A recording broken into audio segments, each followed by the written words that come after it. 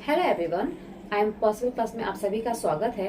तो आज हम इस वीडियो में चाइल्ड डेवलपमेंट एंड पेडागोजी के बारे में पढ़ने वाले हैं और उसमें सबसे पहले हम लोग पढ़ने वाले जो हमारी फर्स्ट थियरी है वो है पियाजेस कॉग्निटिव थियरी।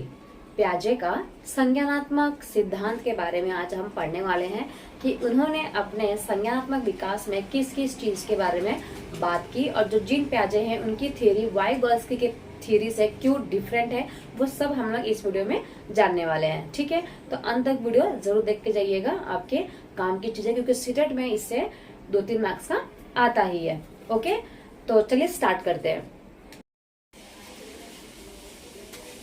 पियाजे का संज्ञानात्मक सिद्धांत, पियाजेस कॉग्निटिव थियरी। ठीक है, तो कॉग्निटिव को हिंदी में क्या कहा जाता है? संज्ञानात्मक सिद्धांत। ओके, और कॉग्निटिव डेवलपमेंट को ही क्या कहा जाता है? इंटेलेक्चुअल डेवलपमेंट कहा जाता है। ये दोनों आपको एग्जाम में देखने को मिल जाएंगे। कभी कभी क्या होता है, कॉग्निटिव के बदले में इंटेलेक्चुअल शब्द का प्रयोग किया जाता है, तो आप लोग ध्यान देंगे। ठीक है, तो कॉग्निटिव डेवलपमेंट का ही मतलब इंटेलेक्चुअल डेवलपमेंट होता है और इसका मतलब होता है कि आपके बौद्धिक का विकास, आपके बुद्धि का विकास, आपके दिमाग का विकास, मतलब दिमाग से रिगार्डिंग जितने भी बातें होती है जैसे कि समझना, रीजनिंग, ठीक है, ये सब किस में आएगा? आप लोगों के कॉग्निटिव डेवलपमेंट में आएगा, इंटेलेक्चुअल डेवलपमेंट में आएगा। ठीक है, जो आप रीजनिंग करते हैं, जो भी क्वेश्चन सॉल्व करते हैं, क्रिटिकल थिंकिंग जो होती है वो भी किस में आएगा? आपके कॉग्निटिव डेवलपमेंट में आएगा, आपके संज्ञानात्मक विकास में आएगा, क्योंकि आप यहाँ पे अपने बुद्धि को इस्तेमाल कर रहे हो और जहां पर भी आप अपने दिमाग का यूज कर रहे हो, बुद्धि का यूज कर रहे हो, वहां पे क्या आएगा?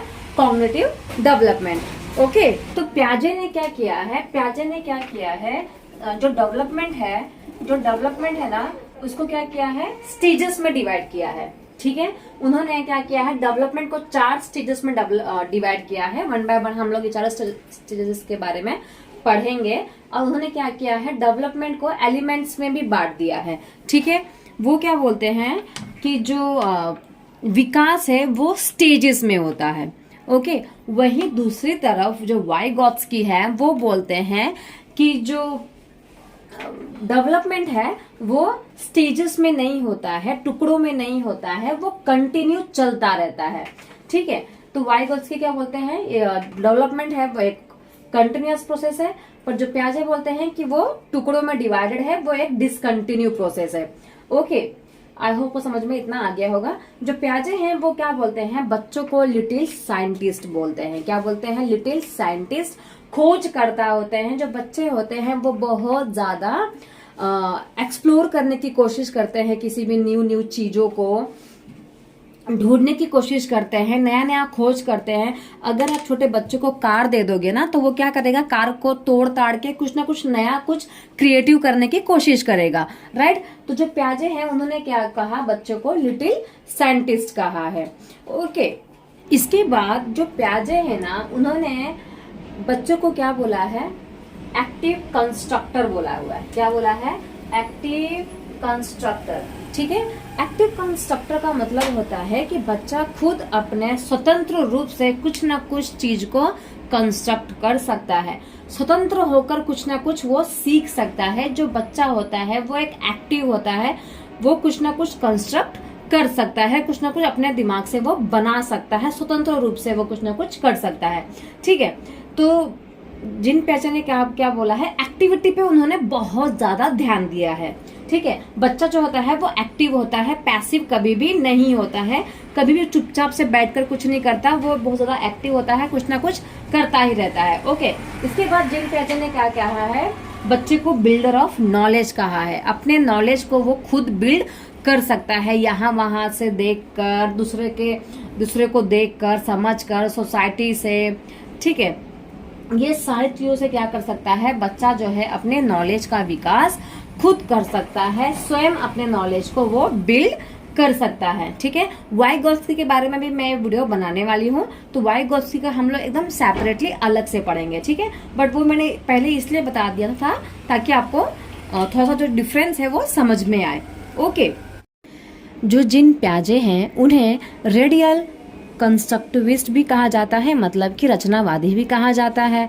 ठीक है, रचनावाद पे उन्होंने बहुत ज़्यादा क्या किया है, जोर दिया है। जो बच्चे होते हैं वो रचनावादी होते हैं, वो अपने नॉलेज की रचना स्वयं कर सकते हैं। ठीक है, इसके बाद जो जीन पियाजे हैं उन्हें जेनेटिक एपिस्टोलॉजी भी कहा जाता है। उन्होंने क्या किया है, जो इन्वायरमेंट होता है, जो हेरिडिटी होती है, उस पर उन्होंने बहुत ज़्यादा क्या किया है, फोकस किया है। ठीक है, तो जीन पियाजे जो है उन्होंने इन्वायरमेंट एंड हेरिडिटी के ऊपर बहुत ज़्यादा क्या किया है, फोकस किया है। इसके बाद जो हमारे पियाजे हैं ना, उन्हें क्या कहा जाता है, स्विस साइकोलॉजिस्ट भी कहा जाता है, क्योंकि वो कहाँ के थे, स्विट्जरलैंड के थे। कहाँ के थे, स्विट्जरलैंड के थे, इसलिए इन्हें क्या कहा जाता है, स्विस साइकोलॉजिस्ट। ओके, तो इसमें से एक क्वेश्चन आ सकता है कि जो जीन पियाजे हैं उन्हें क्या कहा जाता है, तो रेडियल कंस्ट्रक्टिविस्ट कहा जाता है।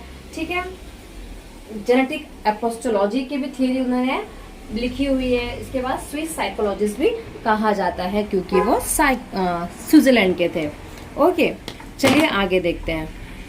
जो जीन पियाजे हैं ना, उन्होंने एज को बहुत ज्यादा इम्पोर्टेंस दी है। ठीक है, एज को उन्होंने बहुत ज्यादा इम्पोर्टेंस दी है। उन्होंने बोला है कि 0 से लेकर 15 साल का जो बच्चा है उसका विकास होता रहता है, बट स्टेजेस में होता रहता है।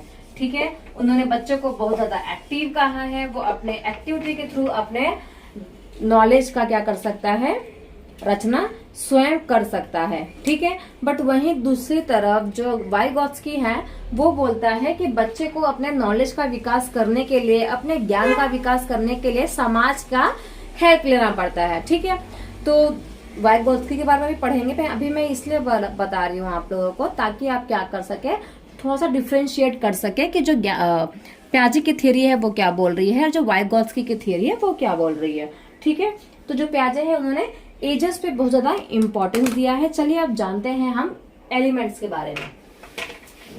तो जो एलिमेंट्स है ना, कितने एलिमेंट्स है, 4 एलिमेंट्स है। ओके, तो अभी हम पढ़ने वाले हैं जीन पियाजे के 4 एलिमेंट्स के बारे में। ठीक है, तो 4 एलिमेंट्स कौन से हैं, maturation, experience, social interaction and equilibration.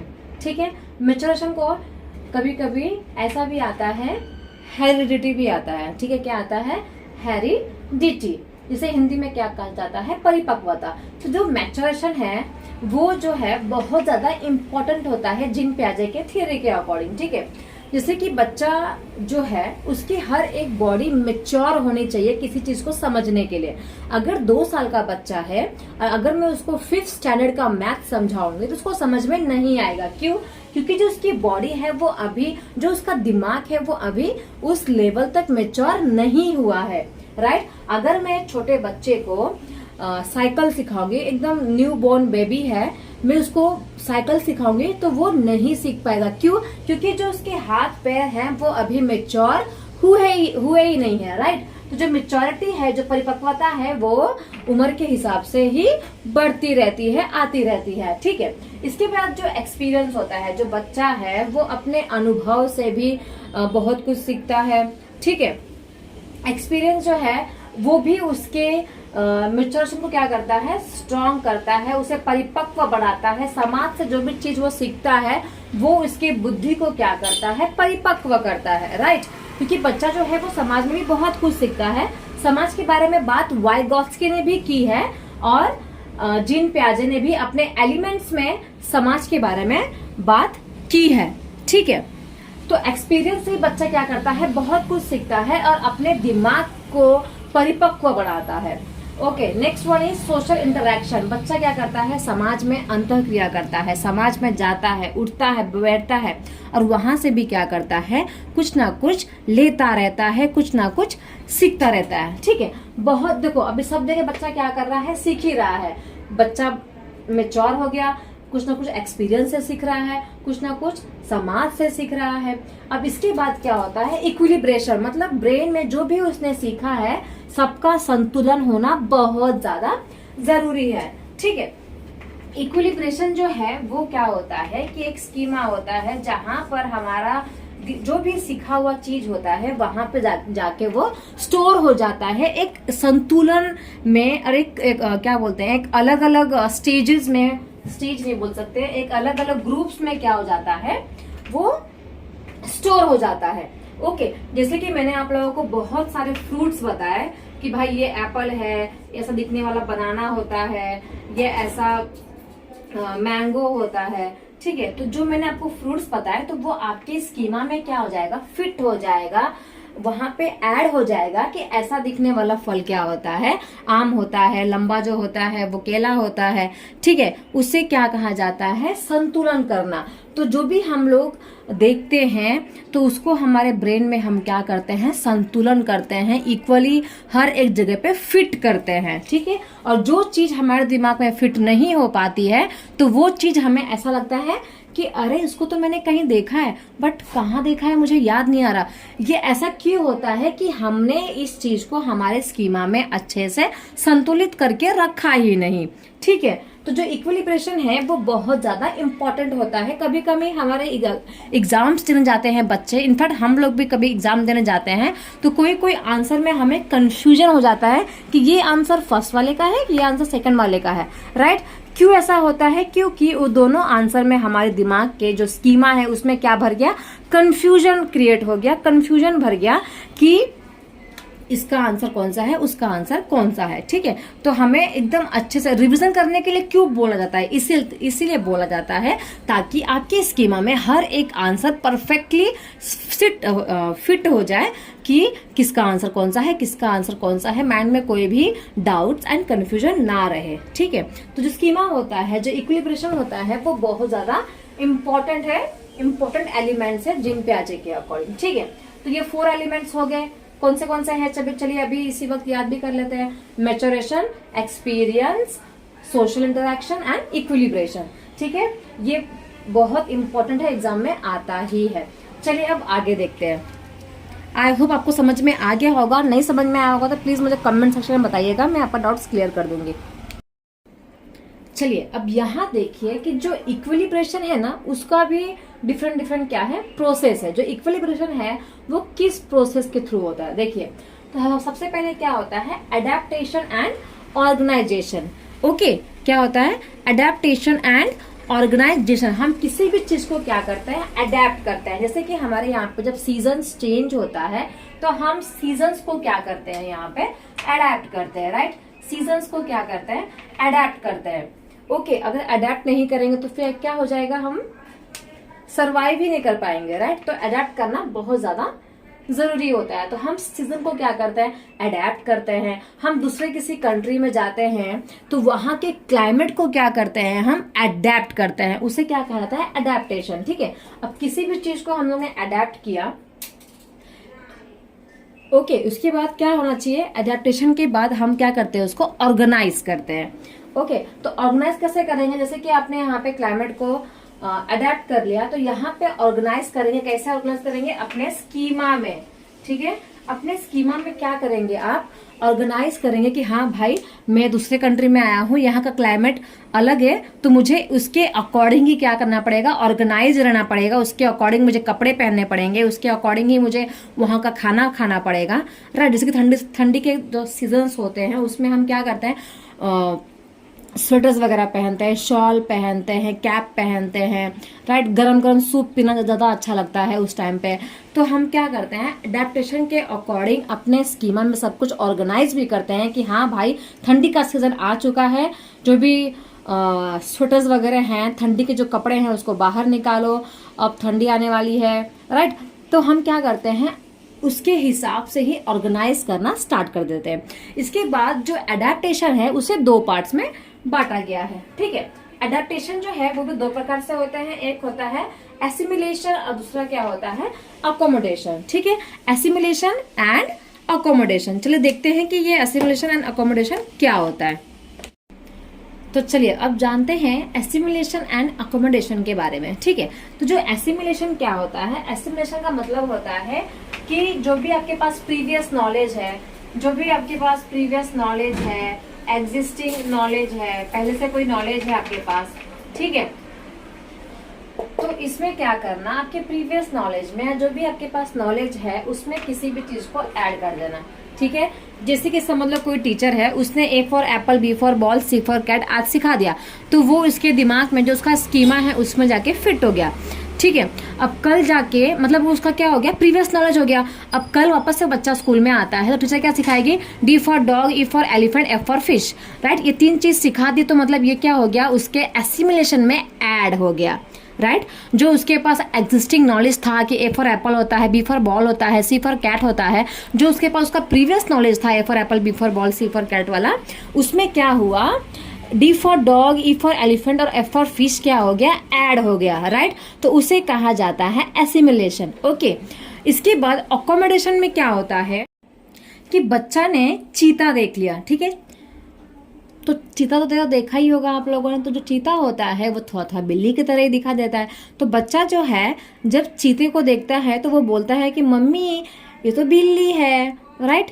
तो मम्मी बोलती है कि नहीं बेटा वो बिल्ली नहीं, तो चीता है, ओके। तो उसके दिमाग में क्या था कि चीता मतलब क्या होता है, बिल्ली, क्योंकि जो फेस होता है वो सेम टू सेम ही होता है, इसलिए वो क्या करता है, गलती से चीते को क्या बोल देता है, बिल्ली बोल देता है। पर मम्मी वहां पे क्या कर रही है, उसके दिमाग में मॉडिफाई कर रही है, उसके दिमाग को चेंज कर रही है, मैनिपुलेट कर रही है, उसे क्या कहा जाता है, अकोमोडेशन, ठीक है। मॉडिफाई करना या चेंजेस करना, जो भी दिमाग में प्रीवियस नॉलेज है उसके अकॉर्डिंग चेंजेस करना, मॉडिफाई करना, मैनिपुलेट करना, ये सब क्या होता है, किसमें आएगा, अकोमोडेशन में आएगा, ठीक है। आई होप आपको समझ में आ गया होगा। चलिए एक और एग्जाम्पल के माध्यम से हम एसिमिलेशन एंड अकोमोडेशन के कॉन्सेप्ट को क्लियर करते हैं, ठीक है। तो एसिमिलेशन में समझ लो बच्चे ने क्या सीखा, बच्चे ने देखा कि एक एरोप्लेन उड़ रहा था, ठीक है। मम्मी से पूछते हैं मम्मी देखो क्या है ये, मम्मी बोलती है बेटा ये एरोप्लेन है, ठीक है। तो उसके दिमाग में ये बैठ गया कि उड़ने वाली चीज क्या होती है, एरोप्लेन होती है, ओके। ये किस में बैठ गया, उसके एसिमिलेशन में। उसने अपने एसिमिलेशन में क्या किया, ऐड कर लिया कि उड़ने वाली चीज क्या होती है, एरोप्लेन होती है। नेक्स्ट टाइम जब बच्चा वापस से आसमान में देखता है तो उसे वापस से एक उड़ने वाली चीज दिखती है, ठीक है। वापस से एक उड़ने वाली चीज दिखती है तो वो बच्चा क्या बोलता है, मम्मी देखो एरोप्लेन उड़ रहा है। तो वापस से मम्मी आकर देखती है तो वो एरोप्लेन नहीं होता है, क्या होता है, चिड़िया होता है, ठीक है। तो मम्मी बोलती है कि बेटा ये एरोप्लेन नहीं, ये तो चिड़िया है। तब बच्चा क्या कर रहा है, अपने एसिमिलेशन में क्या कर रहा है, चेंजेस ला रहा है, राइट। जो उसके पास एग्जिस्टिंग नॉलेज था उसमें क्या कर रहा है, वो चेंज ला रहा है कि हर एक उड़ने वाली चीज एरोप्लेन नहीं होती है, राइट। तो वहां पे ये क्या सीख रहा है, बच्चे ने अपने नॉलेज को क्या किया, यहाँ पे मैनिपुलेट किया है, चेंज किया, मॉडिफाई किया, उसको बोला जाता है अकोमोडेशन। आई होप आपको समझ में आ गया होगा। चलिए अब आगे बढ़ते हैं, चलिए देखते हैं। एसिमिलेशन जो है ना उसका मतलब क्या होता है, जोड़ना। एसिमिलेशन में जब बच्चा कुछ जोड़ता है तो वो अपने इक्विलिब्रेशन में, अपने स्कीमा में क्या करता है, संतुलित से उसको जोड़ लेता है, ठीक है। संतुलित में क्या कर लेता है, जोड़ लेता है। उसके बाद कोई उसके सामने न्यू सिचुएशन आती है, कोई नई परिस्थिति आती है, ठीक है। तो उसके बाद क्या होता है, जो उसका इक्विलिब्रेशन है उसमें क्या हो जाता है, डिसइक्विलिब्रेशन हो जाता है, क्योंकि उसको उसके बारे में पता ही नहीं होता। और उसके बाद जब अपने दिमाग में, अपने जो नॉलेज में, उसके जो प्रीवियस नॉलेज है उसको जब वो चेंज करता है तो वो क्या बन जाता है, अकोमोडेशन बन जाता है, ठीक है। जैसे कि बच्चे ने यहाँ पे क्या किया, कैट को, जो कैट का फेस है वो अपने दिमाग में बिठा लिया, तो उसका दिमाग में क्या हो गया, संतुलित से वो एक जगह स्टोर हो गया स्कीमा में उसके, ओके। इसके जब उसके बाद जब वो चीता को देखता है तो उसके सामने क्या हो गई है, ये न्यू सिचुएशन आ चुकी है, क्योंकि वो जब देखता है तो बिल्ली के भी 4 पैर है, चीता के भी 4 पैर है, राइट। और फेस भी ऑलमोस्ट सेम ही दिखता है। तो उसके पास जब न्यू सिचुएशन आती है तो उसके पास क्या बन जाता है, दिमाग में डिसइक्विलिब्रेशन हो जाता है, राइट। फिर उसके बाद उसके दिमाग में जो उसको नॉलेज है उसमें क्या किया जाता है, मॉडिफाई किया जाता है, चेंज किया जाता है, मैनिपुलेट किया जाता है, और उसके बाद उसके अकोमोडेशन में फिट किया जाता है, उसे कहा जाता है अकोमोडेशन, ओके। आई होप आपको समझ में आ गया होगा, नहीं आया होगा तो कमेंट सेक्शन में जरूर बताइएगा। तो एलिमेंट्स जो है यहीं पे ख़त्म होते हैं। मिलते हैं नेक्स्ट वीडियो में। जो प्याजे के स्टेजेस है 4 स्टेजेस, वो हम नेक्स्ट वीडियो में कंप्लीट करेंगे। तो आज के लिए इतना ही, मिलते हैं नेक्स्ट वीडियो में। तब तक के लिए चैनल को सब्सक्राइब करें और लाइक कमेंट शेयर ज़रूर करें, ताकि आपको हर एक जो मेरी अपडेशन है, जो भी न्यू मैं जो वीडियोज़ डालती रहती हूँ, वो आपको टाइम टू टाइम मिलती रहे। Okay, thank you so much everyone.